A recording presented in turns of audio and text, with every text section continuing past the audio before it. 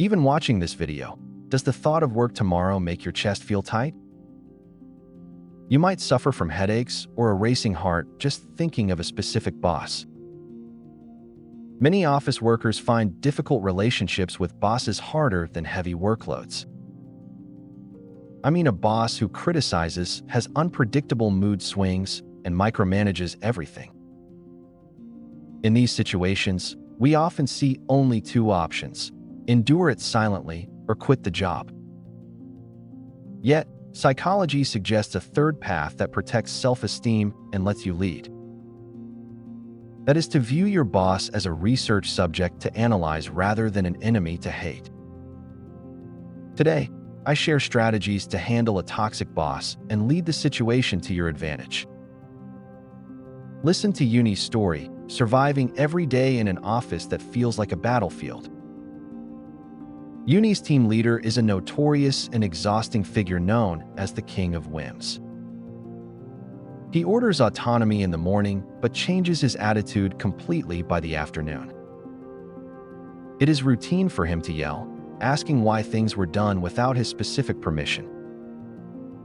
Uni lives with every nerve on edge, monitoring the leader's mood like a sensitive radar. Uni's heart sinks at distant footsteps, and a single messenger alert paralyzes the body. Eventually, Uni cannot sleep, ruminating on sharp words and blaming themselves. This is the first fatal blow from a difficult boss, a phenomenon called emotional contagion. The boss's anxiety and anger are transmitted directly, eroding your precious daily life. However, do not be swayed. Calmly analyze why the boss is behaving that way instead. What is the real psychological reason your boss pours out groundless anger on you? Most difficult bosses harbor deep anxieties that they do not want others to discover. Fearing their incompetence will show, they project that fear onto their subordinates. The whims Uni faces are actually the leader's loss of control, not a problem with Uni. His fear of not being in control manifests as unpredictable anger and interference. Recognizing this fact lets us take a step back from the boss's vortex of emotions. Harsh words are not a report on your value, but a scream of that person's anxiety. When they yell, think to yourself that they simply cannot handle their own anxiety now. Let's look at how Uni turned the situation around and took the lead in this office. First, Uni practiced psychological distancing by separating their emotions from the bosses. When the leader got angry, Uni thought that the person was failing to regulate anxiety. Uni shifted perspective from a scary attacker to a weak subject in need of compassion. Surprisingly, the heart didn't ache as much and Uni stopped reacting to every word. Next, Uni decided to be a predictable subordinate and established a specific strategy. For the micromanager, Uni reported progress in detail before the leader even asked. This reduces interference by giving the boss the illusion of being in perfect control. If you provide information first, the boss feels secure and loosens their surveillance. Office politics isn't just flattery. Its true meaning is a safety device to protect yourself. Taking the lead in the relationship means preventing them from mistreating you. Secure your space by drawing clear psychological boundaries without taking the bait. When refusing requests, use task priorities and objective data instead of mixing in emotions. When criticized without logic, calmly ask for specific corrections in a low, firm voice. I am curious exactly which parts one should modify among your points, team leader. This question is a strategy that forces the talk from an irrational realm to a rational one. This attitude signals to the boss that you are not an easy target to shake emotionally. Please remember, you are not an emotional trash can for your boss's garbage-like feelings. You are a dignified professional who performs duties with unique, valuable expertise. Do not carry their dagger-like words home. Those words do not belong to you at all. Leave that heavy burden at your desk and use your energy only for taking care of yourself. Work is only part of life, and no person in power can violate your human dignity. When you treat yourself with respect, the world and your boss cannot treat you carelessly. Now, I suggest a 3-step psychological training method for concrete change. The first step is boss analysis, analyzing the opponent with information rather than fear. Observe when the boss is sensitive, the words they hate, and the values they prioritize. Organizing traits with objective data significantly decreases vague emotional fear. The second step is a preemptive strike of positive reactions using their need for recognition. When the boss gives even small advice, say that the work became clear thanks to them.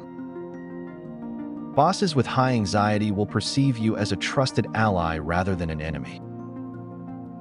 Once the boss classifies you as an ally, the aggression they pour on you will drop.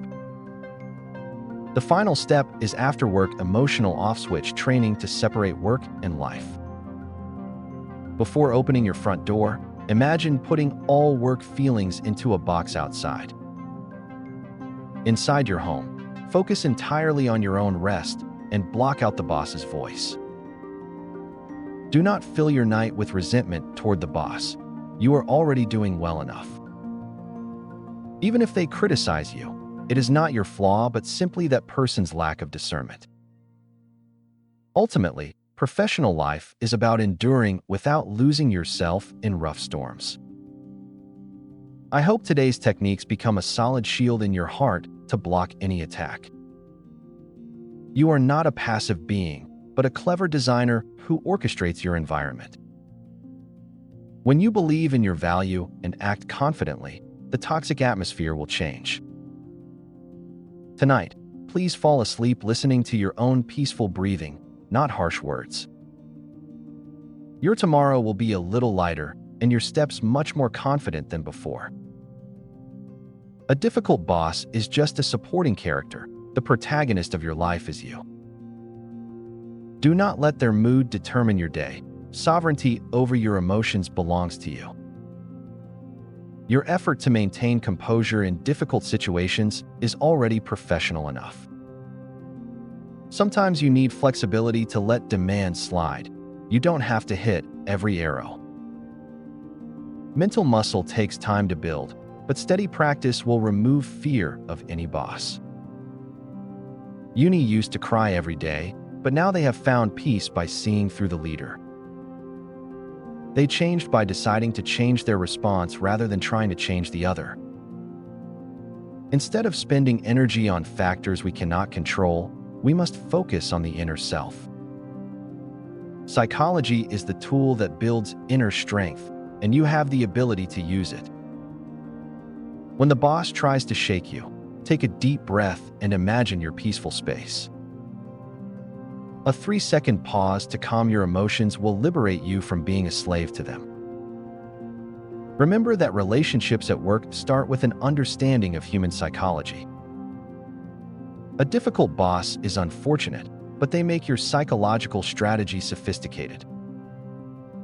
After this ordeal, you will possess skills that allow you to get along with anyone.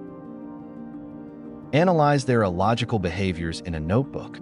Soon, the boss might seem ridiculous. Laughter is the best way to overcome fear.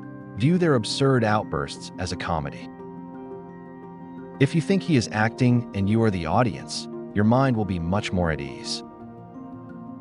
Focus only on your work as a professional and boldly discard the emotional trash. Once you start drawing clear lines, the boss will realize they cannot treat you carelessly. Our goal is to be kind but not easy, and polite but clear in your own subjective views. Your value is not your salary or evaluation, but the power of believing in yourself. I applaud you for enduring today in that difficult place. You really worked hard. Shout in front of the mirror every morning that your soul is a free being. Relieve stress through hobbies or exercise, and take care of your body and mind first. We must not forget for a single moment that we were born to be happy, not just to work. The workplace is only a stage for your talents, not a prison that dominates your life. Equipped with psychological cleverness, you can now handle any difficult person. Enjoy making these techniques your own know-how by applying them one by one. Change begins with a small determination. Set down the heavy stone on your heart. Inhale and exhale deeply, and feel the light of peace filling up your inner self. Your tomorrow will be brighter, and your office life will finally begin to be peaceful. I will always be on your side, supporting your independence. Sleep peacefully now.